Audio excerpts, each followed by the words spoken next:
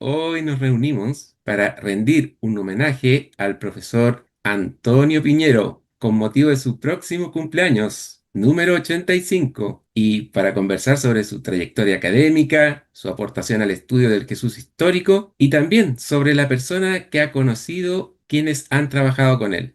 Bienvenidos a Da'at Ediciones, Ciencia y Religión. Nos acompaña en primer lugar el doctor Eugenio Gómez Segura, filólogo clásico, investigador y divulgador que colaboró con Antonio Piñero ya en el 2008 en el libro La verdadera historia de la pasión y luego en el libro El juicio final. Y también nos acompañará el doctor Gonzalo Fontana Elboc, catedrático de Filología Latina de la Universidad de Zaragoza y especialista en literatura cristiana antigua. Gonzalo participó también junto a Antonio Piñero en la monumental obra colectiva Los Libros del Nuevo Testamento y tuvo a cargo los escritos joánicos, el Evangelio de Juan, la primera, segunda y tercera carta de Juan. Bueno, bienvenido, queridos amigos. Encantados de pasar esta tarde veraniega aquí con vosotros. Muy contentos por poder hablar de Antonio y mostrar alguna cosa más de lo que se suele ver de él. Una de las ideas centrales de Antonio Piñero ha sido situar plenamente a Jesús dentro del judaísmo del siglo I. ¿Cuánto cambia la figura de Jesús cuando dejamos de interpretarlo desde el cristianismo posterior y volvemos a situarlo en su mundo judío original? ¿Qué opinan ustedes de lo que le ha podido aportar Antonio Piñero? Ahora que se ha estrenado la película La Odisea, es como leer la Odisea desde el punto de vista del siglo XXI o leerla desde el punto de vista del siglo VIII antes de Cristo. Si uno lee o ve la película, si uno ve la película en el siglo XXI, pues lo que podrá hacer es decir, esta es una película con unas ideas del siglo XXI. ¿Qué dice de la Odisea y de todos? La Odisea como realidad cultural. Pues lo que nos dice es el siglo XXI, no nos dice el siglo VIII antes de Cristo. Me parece que es el mejor caso. Si alguien quiere conocer la Odisea, me parece muy bien que vea la película, pero lo que tiene que hacer es leer la Odisea. Y no es obligatorio leerla, no tiene ninguna obligación nadie de leerla, ni va a ser mejor, ni va a ser peor. En principio ya digo que no he visto la película.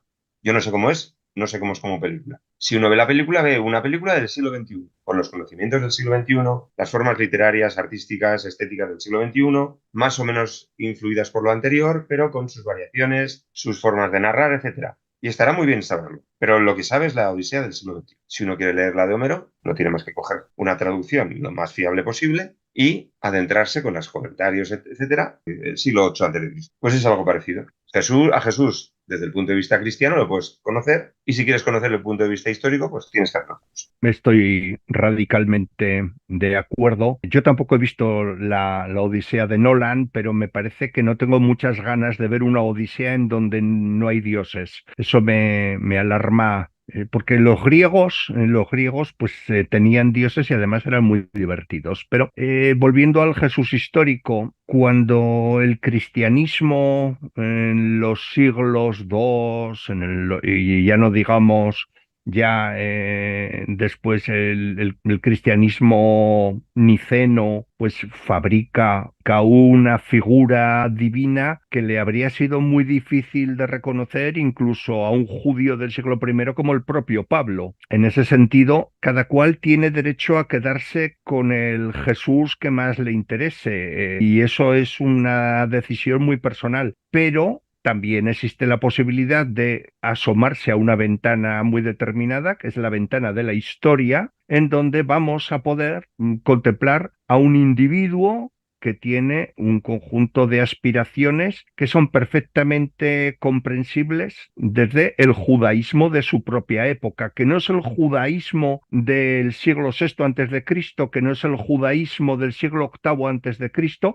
es el judaísmo del siglo I y que forma parte de un mundo sinagogal, de gente que está circulando por ahí y que todos conocemos, pero que mucha gente tampoco conoce. Por ejemplo, estoy pensando en Filón de Alejandría, y que también existe la posibilidad de asomarse a esa ventana y ver cómo funciona un profeta itinerante galileo con veleidades apocalípticas y antirromanas que está circulando por esos caminos polvorientos y que merece la pena echarle un ojo al Jesús de la historia. Y se puede leer al Jesús de la historia. No es un misterio incognoscible. Y él, Antonio, siempre dice, solo hay que aplicar, él aplica, y que solo hay que aplicar a Jesús las mismas técnicas y métodos y precauciones que a Julio César o Alejandro Magno. Siempre lo he Exactamente. dicho. Nos fiamos de lo que se reconstruye de Julio César o Alejandro Magno, tenemos que fiarnos de lo que se reconstruye de Jesús, Sí, que son los mismos parámetros. exactamente. Estoy completamente de acuerdo. Y en ese sentido, pues ha sido capaz de condensar, de unificar y de releer, pues las aportaciones más valiosas de todo lo que se viene diciendo sobre el tema desde el siglo XVIII. Sí. Porque en España es un tema muy novedoso, pero en Europa, en particular, primero en Alemania, los debates de Tübingen y luego ya, pues eso, en más sitios, se empezó a reconstruir una figura perfectamente en un contexto judío muy, muy determinado. Mira, en ese sentido, en esa renovación, en ese traer gente, en ese traer ese mundo que estaba en Europa y que aquí no estaba porque estábamos sometidos al nacionalcatolicismo, Sí, quiero recordar una cosa para la que él me ayudó. En el año 90 yo pude ir a un curso que organizaba la Universidad Complutense de verano en el Escorial, un curso para el que trajo a gente de Estados Unidos, de Israel. A Madrid llegó Montserrat, estaba Puente Ojea. Pero trajo gente de fuera y lo hizo durante 3 o 4 años, porque la Universidad Complutense tenía esos cursos de verano en el Escorial con mucho dinero y él traía gente de fuera a dar conferencias que luego él publicó con el Albert. Yo había estado ese año en el 90 excavando en Israel y pude engancharme a ese curso porque las fechas lo permitían. Yo venía de Israel, del mundo de la arqueología bíblica, y aterricé y me fui al mundo de la filología neotestamentaria y ya empecé a encaminarme, pero me encontraba con gente extranjera, como había visto yo allí en Israel. Entonces, yo había tenido que irme allí. Lógicamente, si quieres excavar un sitio bíblico, tienes que irte allí. Pero si yo hubiera querido estudiar arqueología bíblica, aquí no habría podido, como aquí era muy difícil estudiar filología neotestamentaria, porque no había mucho contacto con lo de fuera. Y él lo traía, y durante años trajo gente de fuera. Eso lo ha hecho él también. Eso lo ha hecho él sí, también. Entonces, es que su sí, sí, aportación es tremenda. sí, sí, sí, sin duda. ¿Cuál consideran que es la conclusión más incómoda que Antonio Piñero ha hecho sobre Jesús para un lector formado dentro de la tradición cristiana? Es una pregunta un poco encanallada. Voy a tratar de responder. A la luz de la historia, el planteamiento más incómodo que suscita el Jesús de la historia, y no exclusivamente al que ha reconstruido Antonio Piñero, sino genéricamente el Jesús de la historia, es que el Jesús de la historia es un ser humano de naturaleza provinciana. Y eso resulta altamente chirriante para mucha gente que contempla a una figura divina que protagoniza un drama cósmico, o de otra manera. El individuo que es ajusticiado en los años 30 en Jerusalén muere como resultado de un proceso histórico que nosotros podemos reconstruir con un grado de fiabilidad parangonable a cualquier otro proceso del siglo I después de la era. Y claro, pero de repente el que es crucificado es que es crucificado en un contexto judío, por unas afirmaciones judías, por unos problemas sociopolíticos muy concretos de esa época, y ese individuo provinciano que es puramente anecdótico desde el punto de vista, ¿no?, de sus ejecutores romanos, llevarlo ahí a esa dimensión. Es decir, por ejemplo, yo ahora estoy pensando en la biografía de Renan, decimonónica de Renan, bueno, pues nos presenta un Jesús que, si bien es un ser humano, es un Jesús de una pinturita pseudorromántica, muy asequible y muy comprensible desde la óptica del que se ha formado en el Jesús divino. En cambio, el Jesús de la historia, que no es exclusivamente de Antonio Piñero, sino que Antonio Piñero se ubica en ese horizonte, obviamente, el Jesús de la historia yo creo que puede ser un personaje altamente incómodo para mucha gente, porque de repente lo que aparece es un individuo que no es el salvador del mundo, sino que fue un individuo que se planteó ser el rey de los judíos. Al fin y al cabo, eso es el titlón que aparece allí sobre la cruz. Esa es, a mi juicio, lo que podría decir, pero es una pregunta muy difícil, Osvaldo. Es muy difícil y suele conllevar muchos disgustos para quien la responde, porque luego nos tratan mal. Pero Espero no haber herido a nadie. siempre lo esperamos, pero luego hay gente que se hiere a sí mismo. Bueno, Es como si pensáramos ¿qué ocurre si uno sigue a un personaje de su propia vida, de su época vital, conociendo a ese personaje como persona, como un humano más, y esa persona de repente, tras su muerte, es engrandecida a unos límites que quien la ha conocido dice, esto no era así. Pero lo posterior, el mundo después, hace crecer a esa persona tanto, tanto, tanto, que le da unas cualidades distintas, le da unas, bueno, como dicen, se suele decir por aquí, Dios nos libre del día de las alabanzas, que es cuando te llega el funeral, porque se olvida todo lo malo. Y entonces uno dice, yo conocí esto de esta persona. Bueno, pero esto ya no se cuenta. Y esto se va olvidando, va creciendo la bola de lo bueno y uno ha conocido a esa persona, sigue viviendo 30 años después y 30 años después esa persona es un modelo de personalidad, puede haberlo sido, pero se van limando detalles, aristas, para dejarlo lo más fácil posible para todo el mundo, porque todo el mundo quiere que algo sea así bonito en su vida. Todos lo hacemos. Pero claro, 200 años después o 500 años después, esa persona ensalzada, enaltecida, enaltecido quiere decir puesto en lo alto, ¿eh? Ojo. Bueno, vamos con la etimología, que es a veces importante. Enaltecer es poner en lo alto. Si uno lleva mucho tiempo en lo alto y es visto siempre desde abajo, la idea de altura, de impresión, la impresión que da es muy grande, pero eso no es la idea de la realidad. La realidad fue tiempo antes cuando estaba al mismo nivel que nosotros. Ese es un choque para mucha gente. Y yo lo entiendo que hay gente que no lo quiera tener o que desconfíe de nosotros porque es romper muchas cosas. Pero más o menos podemos plantearnos algo así. Esto es lo que supone ver al Jesús histórico y no al Jesús teológico. Sí, sí, estoy muy de acuerdo. Posiblemente tú lo has expresado de forma más sintética y más acertada de lo que he tratado de hacer yo. Pero bueno, No lo sé. sí, sí, sí, muy bien. A ti se Estoy te ha completamente, entendido.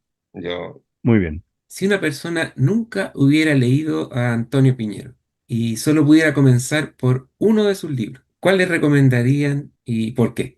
si conoce algo del cristianismo, voy a decir uno porque creo que Gonzalo va a decir, por el color del libro que buscaba, creo que ya sé cuál quiere. Yo diría los libros del Nuevo Testamento. Por el compendio que tiene y las notas a pie de página que entre todos habéis hecho, yo diría eso. Porque Yo no, tiene todo. no. Y ordenado, sobre todo ordenado.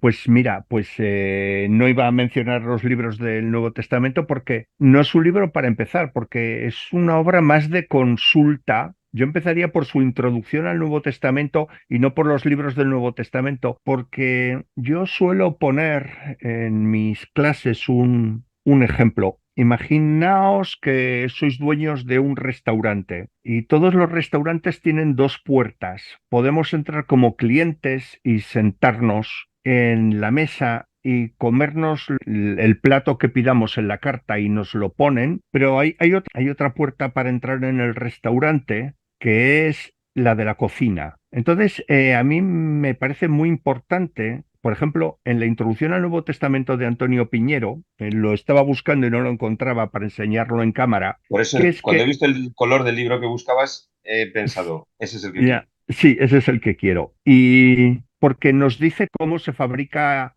la salsa en la cocina y el horno.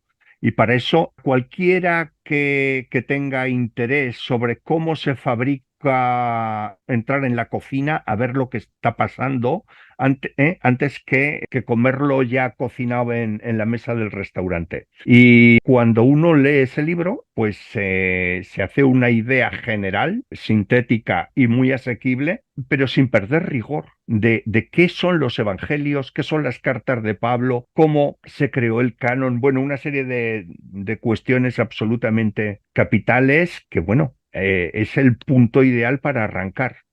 Hay dos libros, uno de Antonio Piñero y otro de Montserrat, que es La Sinagoga Cristiana, y a todo el mundo que me pide, ¿y de dónde parto? Digo, parte de estos dos libros y verás que lo entiendes todo muy bien. Parece que están bastante de acuerdo también, incluso Sí, con... sí, sin duda.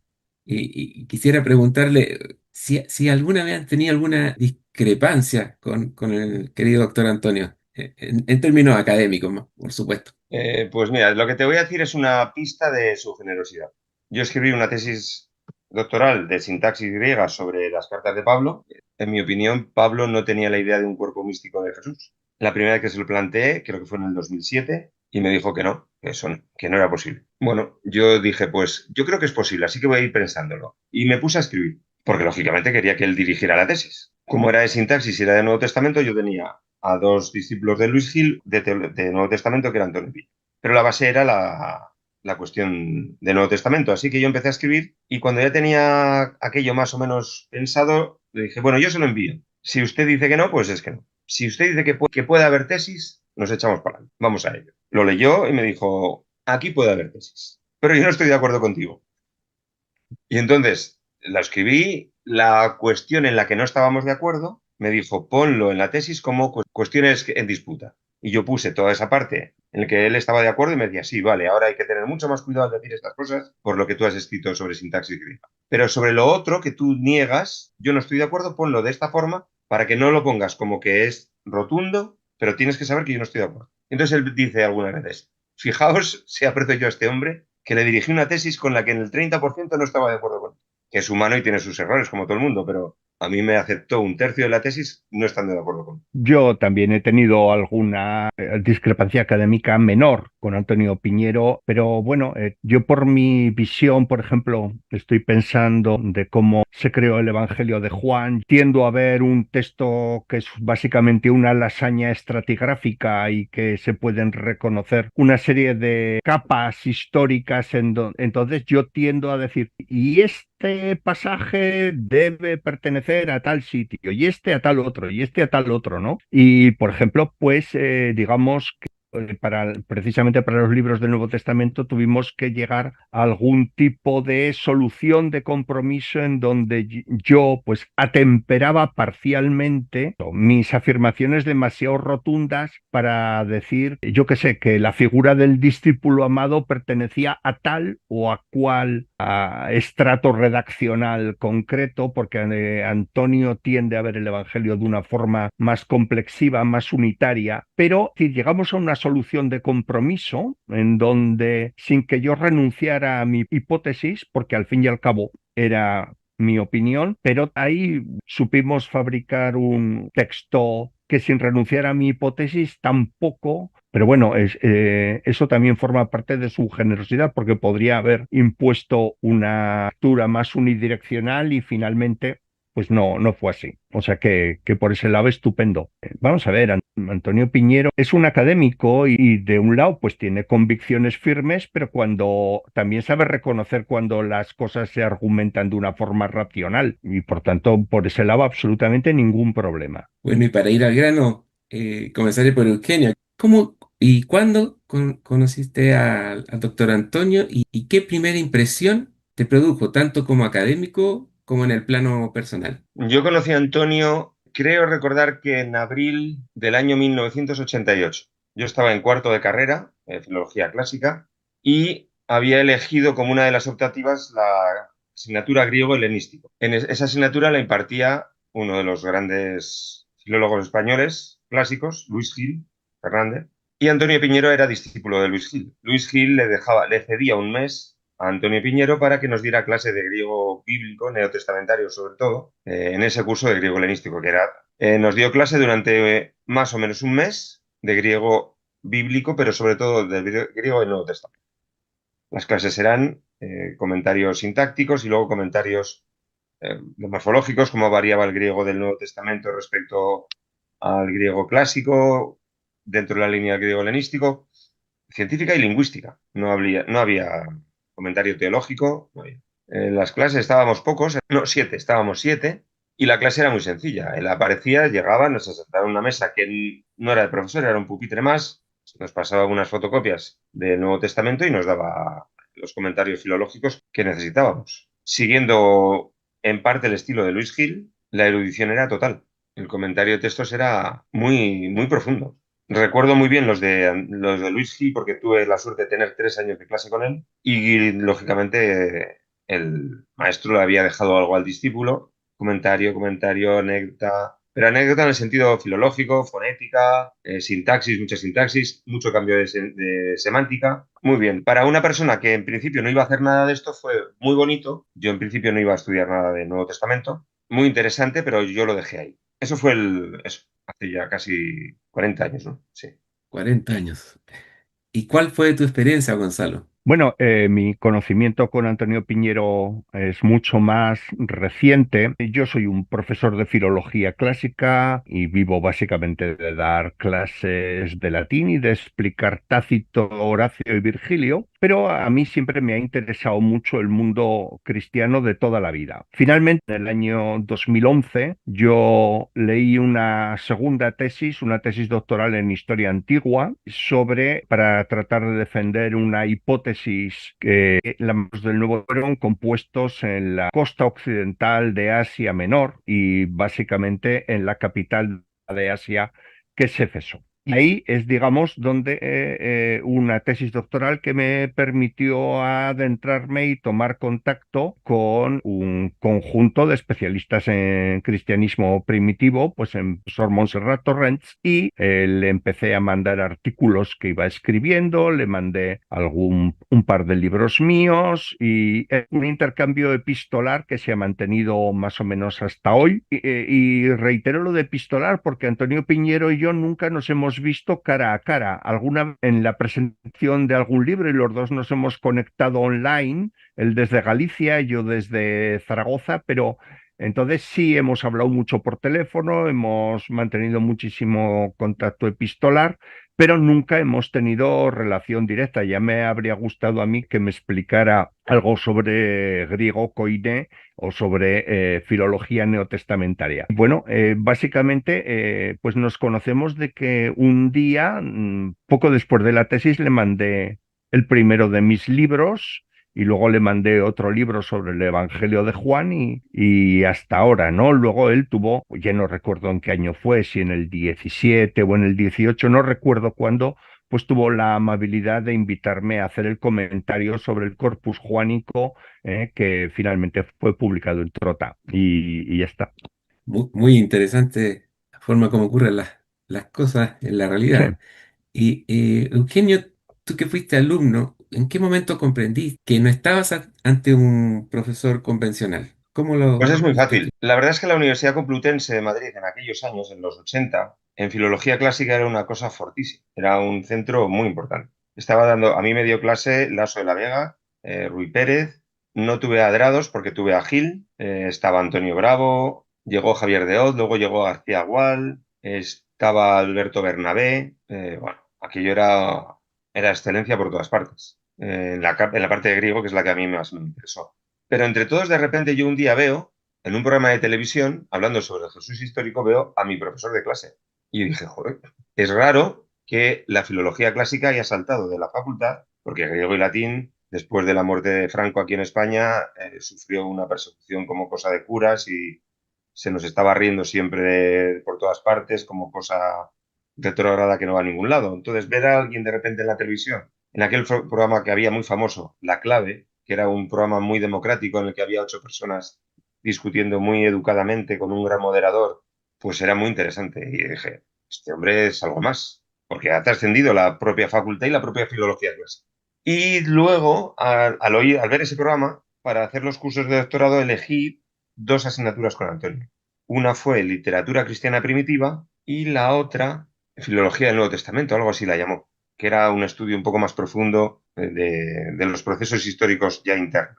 Entonces yo tuve esa suerte de ese mes, como he mencionado antes, y luego 2 años más completos estuve con el trabajo. Aquellos 2 años de doctorado eran también muy particulares porque estábamos 5 o 6 nada más con él, íbamos al despacho, que además era el de don Luis Gil, porque siempre estaban juntos. Cuando don Luis salía, entrábamos nosotros a aquella mesa grande que tenían allí. Era muy curioso porque aquel despacho dejaba claras las cosas. El más eminente experto en Nuevo Testamento, Antonio Piñero, tenía una mesita junto a otros 3 o 4 personas más y el despacho importante era el de don Luis. Y era todo muy humilde para todos los demás, aunque eran también catedráticos, y Luis Gil era el que tenía el buen despacho, digamos. Entonces era muy curioso porque cuando ya nos metimos en harina, más allá de los comentarios filológicos para alguien que nos está dando esas pinceladas básicas del cambio lingüístico, claro, la erudición que tenía Antonio que tiene, era total. Luego he sabido, hablando con él, que se debió a que él durante muchos años fue el encargado de leer y resumir todo lo que se publicaba importante en Europa.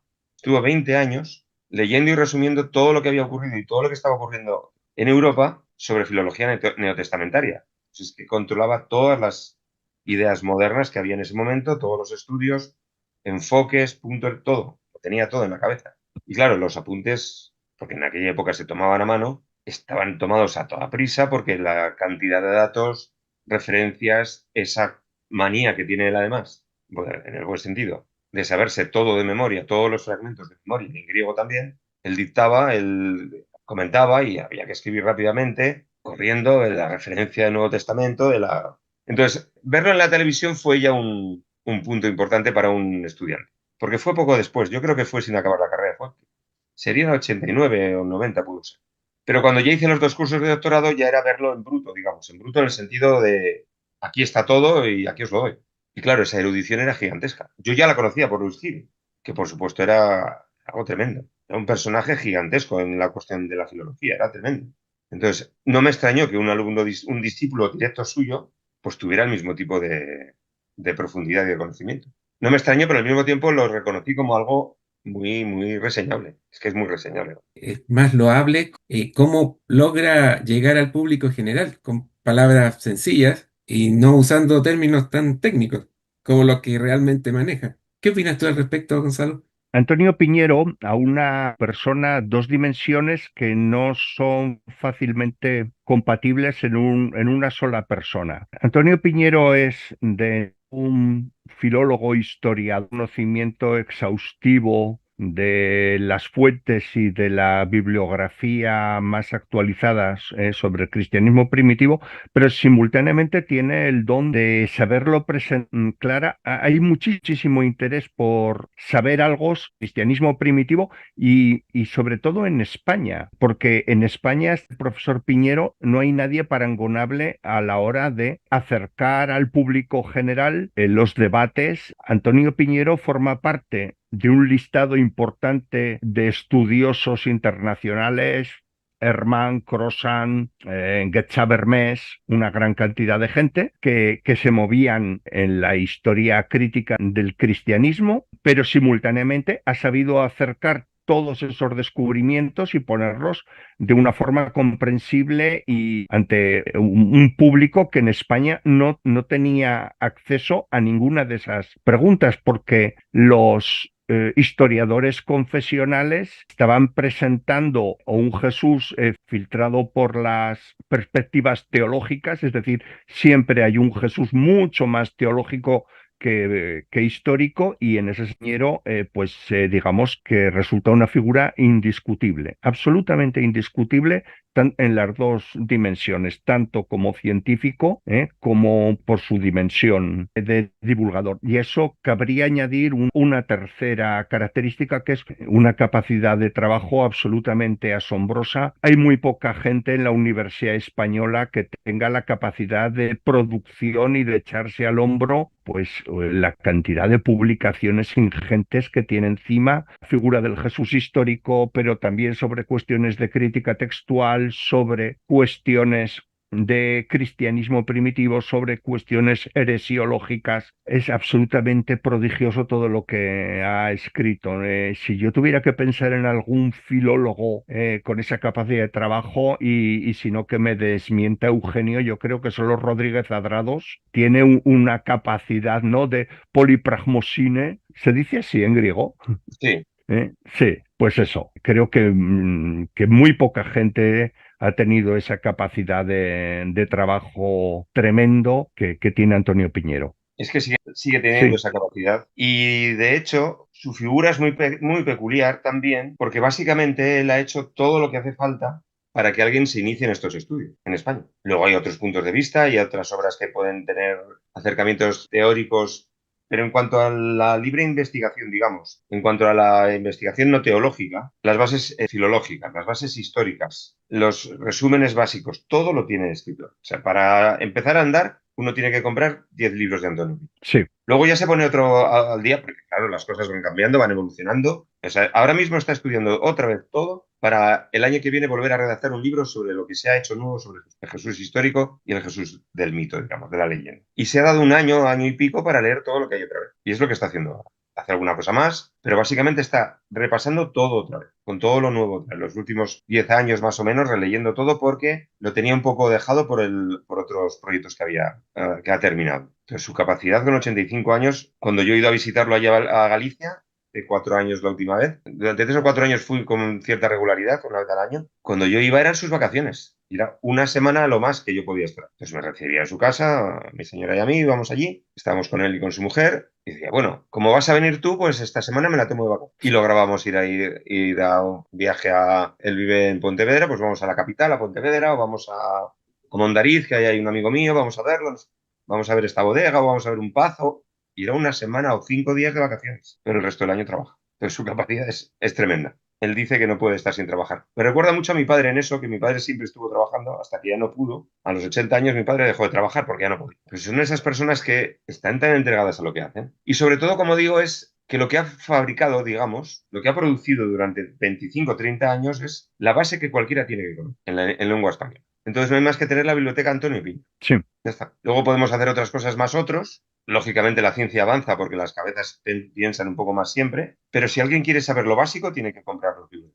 Esa dedicación quizá no le haya permitido tener una escuela en sentido universitario, quizá no haya hecho que sea el mayor productor de novedades intelectuales, pero hay veces en las que eso no es un error. Algunas personas lo critican por no aportar todos los años un artículo nuevo brillantísimo. Pero lo cierto es que nadie puede hacerlo ahora en España bien si no se lee lo de Antonio. Insisto, no porque haya una nueva teoría, sino porque si alguien quiere saber de filología neotestamentaria, tiene que leer sus libros, lo que escribió con Jesús Peláez, o las notas breves que tiene por otros sitios. Es que hay que leerlo. Entonces, quizá no sea el mayor investigador, pero es que nadie puede en España arrancar si no se lo lee a él. Entonces, no tendrá escuela, pero es la base ahora mismo de cualquier escuela, ¿no? Si alguien quiere tener una escuela, lo primero que tiene que hacer es leer esto. Ujú. Sí. Creo que hay que reconocerse. Sí, estoy muy de acuerdo con lo que dices, Eugenio. Querría añadir también otra dimensión. Aquí en España, uno de los problemas que tenemos los filólogos es que la traducción es una labor que se considera mal vista porque se considera una cosa menor de gente principiante y precisamente, por ejemplo, su labor como traductor lo tengo todo por ahí, ¿no? Desde los hechos apócrifos de los apóstoles, los textos apocalípticos, que son un tesoro en trota. Es decir, la cantidad de conocimiento que ha hecho llegar al público general a través de traducciones con unas notas asombrosas. Estoy pensando, por ejemplo, en su edición reciente o relativamente reciente de las pseudoclementinas, que dices, bueno, para los filólogos que no publica un artículo brillantísimo al año, pero es que de repente está acercando una cantidad ingente de conocimiento a muchísima gente y eso es también un síntoma de generosidad. Es también un síntoma de generosidad porque ha puesto a disposición del público general a través de su labor traductora, que es una labor muy humilde y que la gente suele mirar un poco por encima del hombro, pues eso, muchísimo conocimiento. Abundando en lo que dices, voy a decir algo que quizá tú no lo sabes, Gonzalo. Él fue durante muchos años profesor en la Escuela de Traducción de la Complutense y la dirigió en algún momento. No, no lo sabía, no lo sabía. Durante bastantes años, él compatibilizaba su cátedra de filología trilingüe con las clases en la Escuela de Traducción de la Complutense. Y creo que tú sabrás, o les habrás oído a los antiguos maestros, que al final un filólogo lo que tiene que hacer es traducir. Entonces, las personas que están hablando de Antonio como un mal investigador, quizá estén hablando de que no ha sido el mejor historiador del mundo, pero como lo suyo es la filología, aunque él no lo diga, aunque él diga que es más historiador, toda esa labor de traducción demuestra que es un gran filólogo y que su preparación es la del film. Y la culminación de un filólogo es traducir, porque es cuando tienes que dar a entender un mensaje antiguo con un lenguaje moderno. Parte de su habilidad para explicar las cosas, yo creo que está en el hecho de la traducción. Todos los que hemos tenido que traducir, nuestra carrera, filología clásica, era 5 años seguidos de traducción, todos los días de clase, o casi todos. Sí. Tener que escribir todos los días, tener que explicar en tu idioma lo que está explicado en otro idioma, y en nuestro caso, además, ideas muy complicadas, muy profundas, muy difíciles, pasarlas a tu español, con 20 años, 25 años que no has leído todo lo que hay que leer, e intentar ser bueno traduciendo con esos años, es un ejercicio gigantesco. Quienes no traducen no saben lo que significa. Y quizá le restan méritos a Antonio por eso, porque no saben lo que significa traducir. Pero lo que estabas diciendo de las pseudoclementinas, no puedes imaginarte lo que ha sufrido porque realmente lo ha sufrido. Yo lo he visto a él desmejorado traduciendo eso, cuando he estado con él estaba con eso, hablando por teléfono bueno, 1000 veces, desmejorado traduciendo eso que es tan difícil de traducir. Y como dices tú, con comentarios, notas al pie enriquecedoras, pero sobre todo, no solo lo que él ha traducido, sino lo que ha provocado que se traduzca. Porque la colección de apócrifos del Antiguo Testamento y del Nuevo Testamento, eso es una barbaridad que faltaba en España y que ahora está al alcance de cualquiera que pueda intentar aprender eso. No es ya en los libros de teoría Nuevo Testamento, no, es que todo lo que rodea el Nuevo Testamento también ha sido tocado por Antonio y además todo eso ha sido empujado hacia el público porque él ha promovido, junto con otras personas, pero él ha estado ahí, que eso llegue al público que quiera investigar. Esos libros, esos tochos de traducciones, los 4, 5, 6 volúmenes, los apócrifos del Nuevo y del Antiguo, sin eso no puede uno andar en este mundo. Y eso tiene a Antonio detrás, no siempre en exclusiva, pero lo tiene. Sí, sí, sí. Es que es una labor que nadie que le critique tiene en cuenta y creo que nadie sabe valorar, porque repito, si alguien se dedica a traducir sabe lo difícil que es. Quizá también porque, como he dicho antes, su maestro fue Luis Gil, el que le dirigió la tesis doctoral fue Luis Gil, Ujú. y en cuanto a traducciones de griego clásico, pues es difícil superarlas. Ese arte de traducir lo tiene Antonio, y por lo tanto de escribir y por lo tanto de explicarse. Entonces es una labor que merece otro capítulo. Es mucho más científico, es mucho más peculiar, no es tan divulgador en el sentido normal, pero es indispensable para que crezca el conocimiento científico. Porque yo no sé hebreo, yo no sé arameo, yo no sé siriaco, yo no sé, no lo sé. Entonces, fijaros solo simplemente en una obra que no está ahí, en la que tienes tú, Osvaldo, todos los evangelios. Copto, yo traduje, a mí me encargó la parte del Nuevo Testamento. Yo traduje los 4 evangelios, Hechos de los Apóstoles y la Fuente Q. Vale, yo traduzco eso. Pero claro, 70 y tantos evangelios que están en varios idiomas. Yo no los tengo, yo no los conozco. Él se encargó de reunir a los expertos en esos idiomas, porque el griego es más frecuente, pero todos esos idiomas no lo son. Y ahora yo tengo acceso a las versiones evangélicas, canónicas o no, en Ujú, ese libro que es imprescindible en la investigación. Pero ujú. insisto en esto último que he dicho, en algunos casos no es divulgación, en algunos casos es ciencia, pero sin ese avance científico, sin esa aportación científica traductora, no va a haber ciencia posterior y no va a haber avance científico posterior por gente que le siga.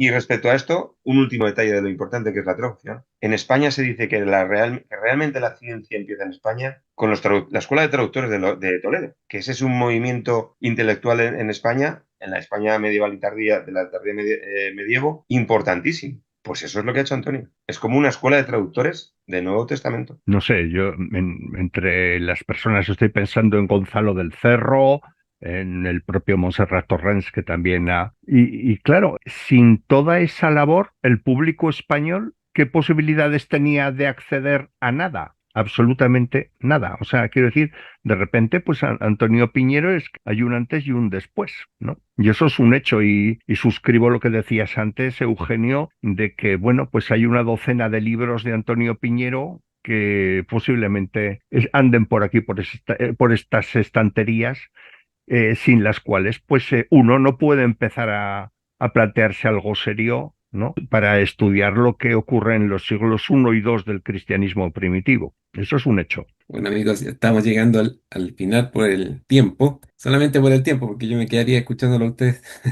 todo el día. Si el doctor Antonio estuviera escuchándonos ahora mismo, ¿qué le gustaría decirle con motivo de sus 85 años? Sí. Lógicamente, gracias. Que aguante mucho más con esa salud que tiene todavía muy buena y que espero volver a colaborar con él, porque es útil, es bueno, te abre la mente, que siga siendo generoso conmigo. Ujú. Pues yo no puedo sino repetir exactamente lo mismo que ha dicho exactamente Eugenio, que tenga muchos años para seguir trabajando, que a todos nos viene muy bien todo lo que escribe, que siga con entusiasmo y que por supuesto pues totalmente abierto para todo lo que me quiera ofrecer para colaborar dentro de mis fuerzas. Y que muchísimas gracias por toda la generosidad que ha tenido conmigo, pues eso, porque yo al fin y al cabo soy un individuo, un elemento marginal dentro de la historia del cristianismo primitivo. O sea que muchas gracias. Y también muchas gracias a Osvaldo, que se acuerda de Fuera de mí. nosotros. Eso es.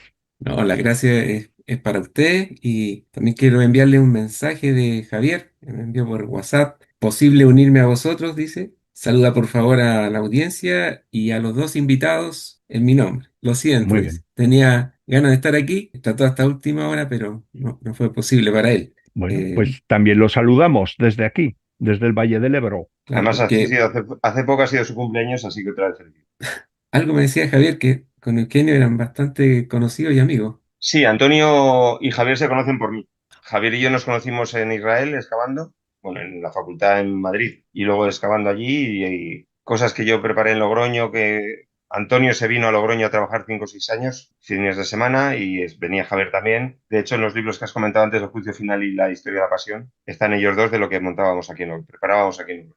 Así que sí. Bueno, quiero nuevamente agradecer muy sinceramente a Eugenio, a Gonzalo y a Javier también, porque siempre tuvieron la intención de participar. Y también quiero agradecerles la confianza que han depositado en mí, en Dada Ediciones, durante estos años. Eugenio ha compartido con nosotros ya 4 entrevistas, creo que tengo, y con Gonzalo empezamos hace menos tiempo, llevamos 2 conversaciones, pero de enorme valor. Su disposición a colaborar con este canal independiente ha sido fundamental para acercar al público conocimientos rigurosos. Si ustedes piensan en España, imagínense lo importante que es para los que nos interesa este tema en Latinoamérica. Realmente yo doy las gracias porque yo sé que tengo casi 16.000 suscriptores y todos muy interesados en este tema. Quiero además expresar mi agradecimiento más personal al doctor Antonio, que desde el 6 de noviembre de 2020, cuando Data Ediciones todavía era muy pequeño, aceptar la primera entrevista y ya tenemos 23 entrevistas, estuve contando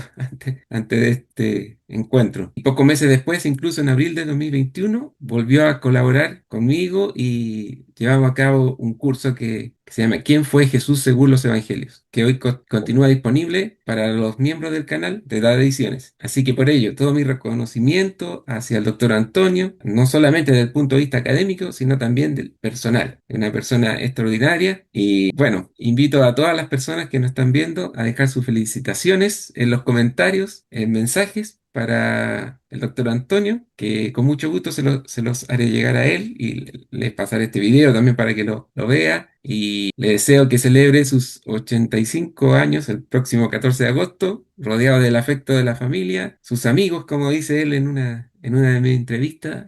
Para él es muy importante envejecer con sus amigos, sus colegas y de todas las personas que han aprendido de su extensa trayectoria. Feliz cumpleaños anticipado y muchas gracias por su confianza, la generosidad y por todo lo que ha seguido aportando y continúe aportando todos los años que nos dé, bueno, el Dios que cada uno tendrá su punto de vista. ¿Algunas palabras finales, queridos amigos? Nada, simplemente darte las gracias, sumarme a las felicitaciones por la onomástica de Antonio y encantados de haber estado este rato con vosotros. Muchas gracias. Igualmente. Hasta pronto, porque no puedo decir hasta siempre porque no está bien en España. Gracias por acompañarnos en Daat Ediciones. Ciencia y religión. Hasta la próxima.